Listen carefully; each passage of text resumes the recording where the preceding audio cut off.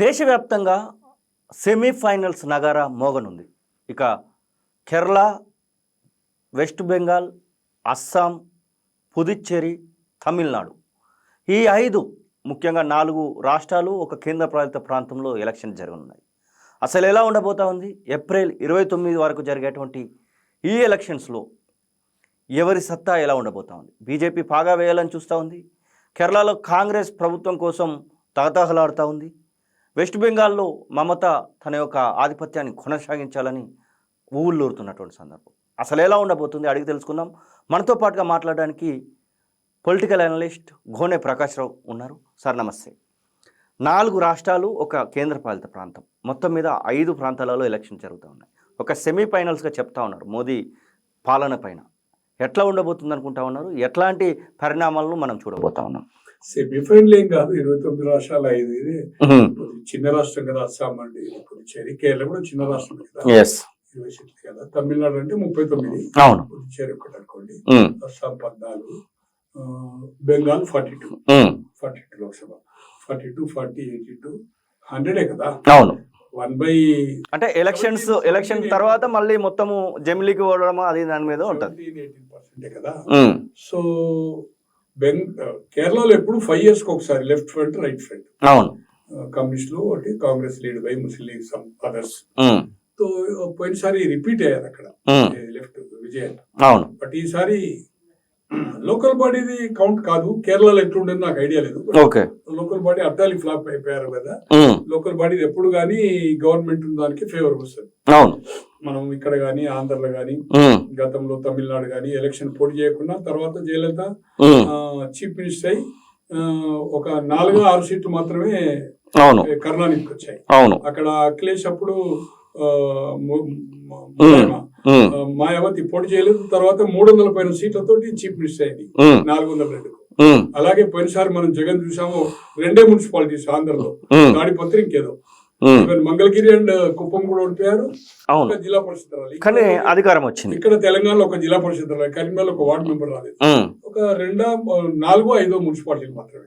So దానికి దీనికి సంబంధం లేదనుకోండి. 87లో రామారావు గారు మండల వ్యవస్థ తెచ్చి 300 సమితిలు 1096 తెచ్చి బీసీలకు మహిళలకు రిజర్వేషన్ చేసి తో 90% ఆఫ్ మండల్స్ 93 అండ్ మున్సిపాలిటీస్ 90% వచ్చి 87లో తను 89లో తను ఓడిపోతూ ఓడిపోయింది కదా.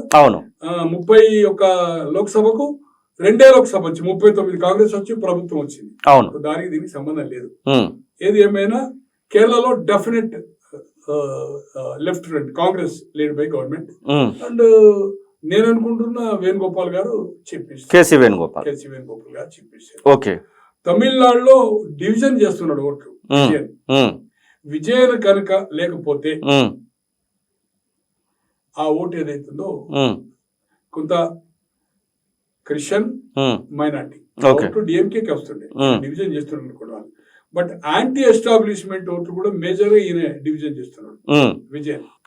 విజయ్ కి, హీరో విజయ్ కి అంత సత్తా ఉందంటారు. 15% కనబడుతున్నది.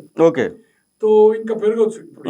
తన ర్యాలీలు అవి కూడా చూస్తున్నాం. ఒక 1 month అనేది ఆ ఇన్సిడెంట్ అయిన తర్వాత కదా. బట్ ఏదేమైనా డిఎంకే ఎడ్జ్, డిఎంకే ఫ్రంట్ కి ఎడ్జ్. స్మూత్ గా వాళ్ళ పార్టీస్ కూడా బీజేపీ ఏదో ప్రయత్నాలు చేస్తా ఉంది, విజయ్ తో పొత్తు పెట్టుకుంటే బాగుంటుంది. లేదు, నా డిఎంకే బీజేపీ లేదు, నా డిఎంకే లీడర్షిప్ లేదు. దాంట్లో మళ్ళీ ఇప్పుడు శశికళ వచ్చి ఒక 2 జిల్లాల్లో ఆమె ఒక 15-20 సీట్ల మీద ఎఫెక్ట్ చేస్తుంది.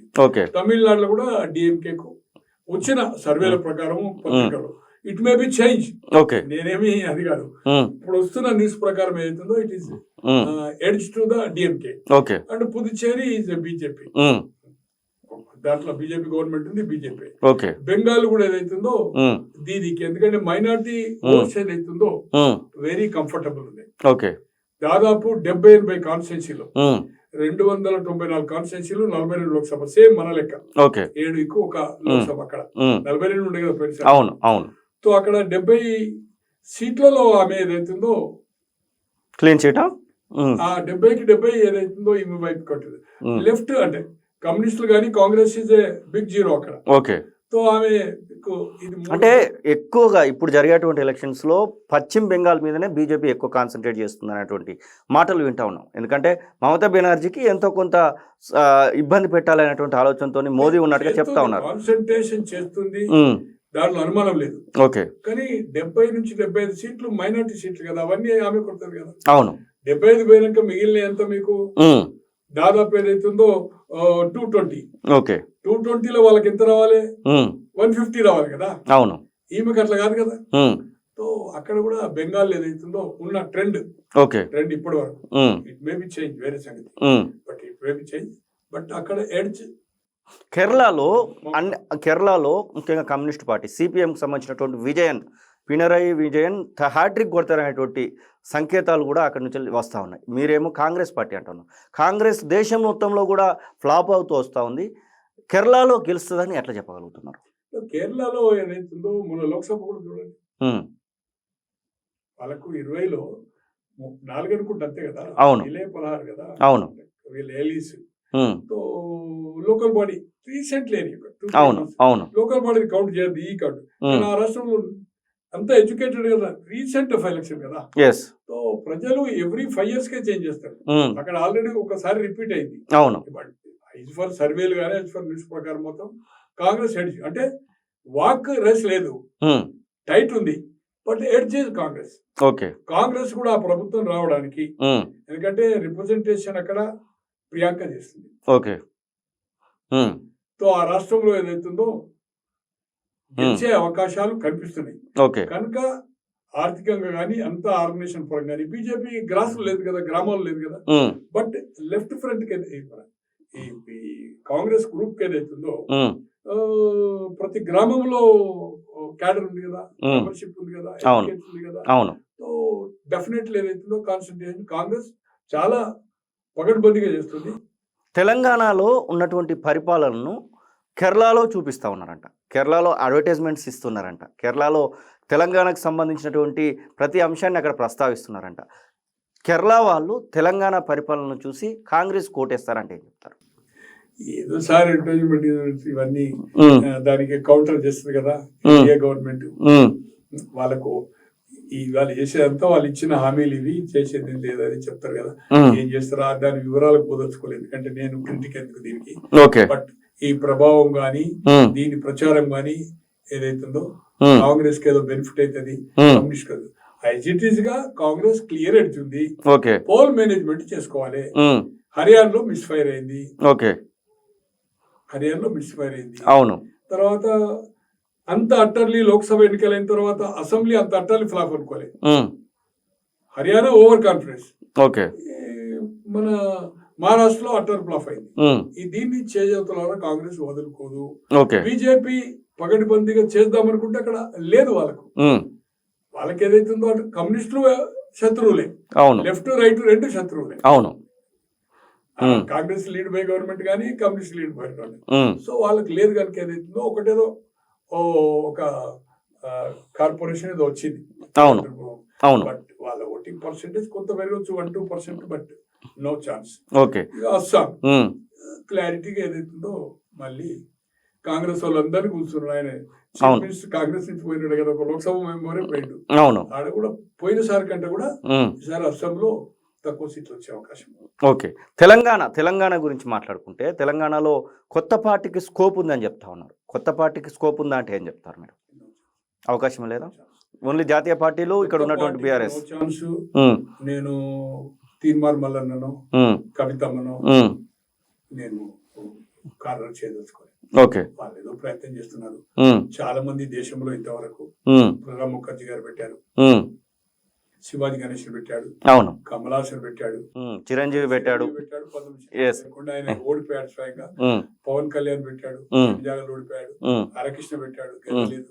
దేవేంద్ర గౌడ్ పెట్టాడు, చిరంజీవితో ఎలయన్స్ చేశాడు, ఏం చూసాము.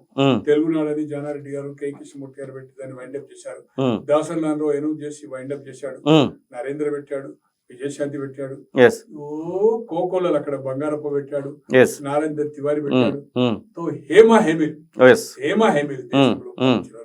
చెన్నారెడ్డి పార్టీ పెట్టాడు. అవును. మరి చెన్నారెడ్డి ఉమ్, 84లో తను ఒక లోక్సభ సీటు ఉమ్, ఎన్టీ రామారావు లేన్సేతో తను ఓడిపోయాడు. ఓకే. అప్పటి వరకు చెన్నారెడ్డి తెలంగాణ రాకముందే ఉమ్, జెంటల్మెన్ అగ్రిమెంట్ లో ఆ, అప్పుడే ఉమ్, మంత్రి, అవును, టాప్ 56 పొజిషన్. కంటే ముందే మంత్రి, 56లో మంత్రి, ఉమ్, తర్వాత కేంద్ర మంత్రి. ముఖ్యమంత్రి. 71లో తెలంగాణ ఉద్యమంలో ఇందిరాగాంధీ గాలి వీస్తే 14 అప్పుడు 14 77 15 అయినాయి, 2009లో 17 అయినాయి. అవును, అవును. తెలంగాణ ప్రాంతం చెప్తున్నా. ఉమ్, అటువంటిది ఆ రోజు 10 సీట్లు తెచ్చాడు. ఉమ్, చెన్నారెడ్డి నాయకత్వంలో 78లో ఏదైతుందో జనవరి 1 ఫామ్ అయితే ఉమ్, ఫిబ్రవరి 25 ఎలక్షన్, 27 పోలింగ్ అయింది, ఉమ్, 27 పోలింగ్ అయింది, 25 పోలింగ్ అయింది, 27 కౌంటింగ్, గవర్నమెంట్ వచ్చింది 175. అవును. కేంద్రంలో జనతా, ఇక్కడ వెంగళరావు గారు ఎస్ ఎస్. 175, ఇది 60 Janata party um, and 30 Congress sir. Okay. అటువంటి చెన్నారెడ్డి గారు మళ్ళీ 89లో ఆయన నాయకత్వంలో వచ్చింది. ఉమ్, అటువంటిప్పుడు ఏమాయమీలు, అనుభవజ్ఞులు, పరిపాలకులు ఎంతమంది చేశారు. ఉమ్, హర్ష్ కాంగ్రెస్ కు లీడ్ చేసి మళ్ళీ వెంగళరావు గారు 78 ఎమ్మెల్యే రాజీనామా చేసి 78 అయితే 0 రిజల్ట్. ఓకే. ఆయన బై ఎలక్షన్ ఆయన సీట్ ఓడిపోయాడు. ఉమ్, ఏది జాస్తి వెంకటేశ్వరరావు గెలిచాడు, ఉమ్, రిజైన్ చేసిన సీటు సత్తుపల్లి ఓకే. కాంగ్రెస్ అయ్యి. సో అట్లే వీళ్ళని తప్పు పట్టడం లేదు. ఉమ్, ఇక్కడ ఖచ్చితంగా రాబోయే ఎన్నికల్లో ఉమ్, రాసుకోండి, ఉమ్, బీజేపీ బీఆర్ఎస్ రెండు కలిసి అసెంబ్లీ ఎన్నికలకు పోతాయి. ఓకే. ఇక్కడ ఫిక్సింగ్. అనుమానమే లేదు, అనుమానమే లేదు. ఓకే. ఓకే. Thank you. ఏ మాత్రం అనుమానమే లేదు. బీజేపీకి బీఆర్ఎస్ అవసరం, బీఎస్కి లేదు. ఓకే. మొన్న 8 వచ్చినాయి, ఉమ్, అసెంబ్లీ ఏమొచ్చినాయి పర్సెంటేజ్ 16, 17, అవును. 35 వచ్చింది. ఉమ్, లోకల్ బాడీ ఉమ్, రేపు ఏదైనా బై ఎలక్షన్స్ డిపాజిట్లు ఉమ్, పోయినాయి. అవును. సో రెండు కలిపి జమిలీ వస్తుంది కనుక ఉమ్, వాళ్లకు ఈ తెలంగాణ రాష్ట్రాన్ని ఉమ్, కైవసం చేసుకోవాలని బీజేపీ ఎస్ ఒంటరిగా పోటీ చేస్తే అవకాశం కాంగ్రెస్ కు అవకాశము. ఉమ్, ఇక్కడ ఫైనాన్షియల్ ఈ రోజు ఏఐసిసికి కాంగ్రెస్ రన్ అవుతుందంటే ఉమ్, 50% కంట్రిబ్యూషన్ తెలంగాణ ప్రాంతం నుంచే ఉంది. ఓకే. ఇలా హర్యానా ఎన్నిక గానీ, మహారాష్ట్ర గానీ, ఉమ్, ఇప్పుడు జరగబోయే కేరళ గానీ, ఎక్కడన్నా కానీ ఉమ్, ఓవరాల్ రొటీన్ ఓకే. గానీ. ఓకే. సో దీన్ని, ఈ రాష్ట్రాన్ని మనం కొట్టాలి. ఉమ్, కర్ణాటకలో 100% ఏదైతుందో డౌటే లేదు, ఉమ్, 100% బీజేపీ గవర్నమెంట్. ఓకే. లోక్సభలో ఏమైందో చూసినాం మనం, అవును. చేతులు ఎత్తేసింది అక్కడ. ఉమ్, ఇంతకంటే ఆర్థికంగా చాలా దమనీయ పరిస్థితిలో ఉంది. ఎస్. కరప్షన్ అబ్ నార్మల్ అయిపోయింది. ఉమ్, తో ఇక్కడ రెండు ఒకటైనప్పుడు ఇది 40% ఉంటుంది, ఇది 50 పైన వస్తుంది ఓకే. ఖచ్చితంగా.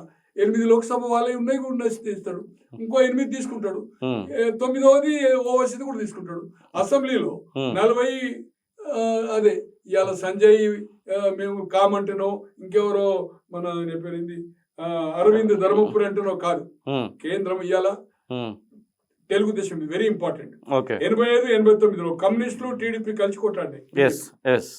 94 డిఫర్ అయింది. ఉమ్, 96, 98 చంద్రబాబు గారు కొట్లాడి, రామారావు గారు చనిపోయి లక్షపాలు తీసిపెట్టాడు. ఉమ్, 98లో నేను మసీదులు కడతా ఉంటే ఉమ్, వాళ్ళు కూల కొడతా ఉంటే నేను కడతా అన్నాడు. ఉమ్, 98 ఎన్నికలు అయితేనే, ఉమ్, 96లో దేవగౌడ ఫామ్ చేశాడు, అవును. 98లో వాజ్పేయితో కలిశాడు, ఉమ్, 99, 2004లో చంద్రబాబు గారు కలిసి కొట్లాడాడు, ఉమ్, స్పీకర్ తీసుకున్నాడు. తర్వాత నేను తప్పు చేసిన అన్నాడు. ఉమ్, 2014లో మోడీ గారితో కలిసి కొట్లాడిన, క్యాబినెట్ లో ఉన్నారు, ఉమ్, బయటకు వెళ్ళిండ్రు. ఉమ్, అటువంటిది మళ్ళీ తప్పైందన్న 2024లో క్రిటిసైజ్ చేసిండు. ఉమ్, ఇక్కడ కాంగ్రెస్ తో కలిసి కొట్లాడిండు, ఉమ్, దేశంలో బీజేపీ వ్యతిరేక శక్తులకు మద్దతు చేసిండు, ఉమ్, అప్పీల్ ఇచ్చాడు కొన్ని రాష్ట్రాలకు పోయి. ఉమ్, మళ్ళీ 2024 వచ్చే వరకు కలిసి కొట్లాడిండు. Yes yes. ఇవాళ కేసీఆర్ కును బీజేపీకి ఎక్కడ క్లాష్ లేదు. ఉమ్, 2009లో టీడీపీ కమ్యూనిస్టులతో కలిసి కొట్లాడిన తర్వాత ఉమ్, హర్యానాలో పోయి వచ్చేది ఎన్డీఏ ప్రభుత్వం అన్నాడు, ఎస్ ఎస్ ఎస్. యూపీఏ కాదు అన్నాడు. ఉమ్, ఆ డాష్ మీద అడ్రస్ చేసిండు ఎన్డీఏ దాని మీద. అవును.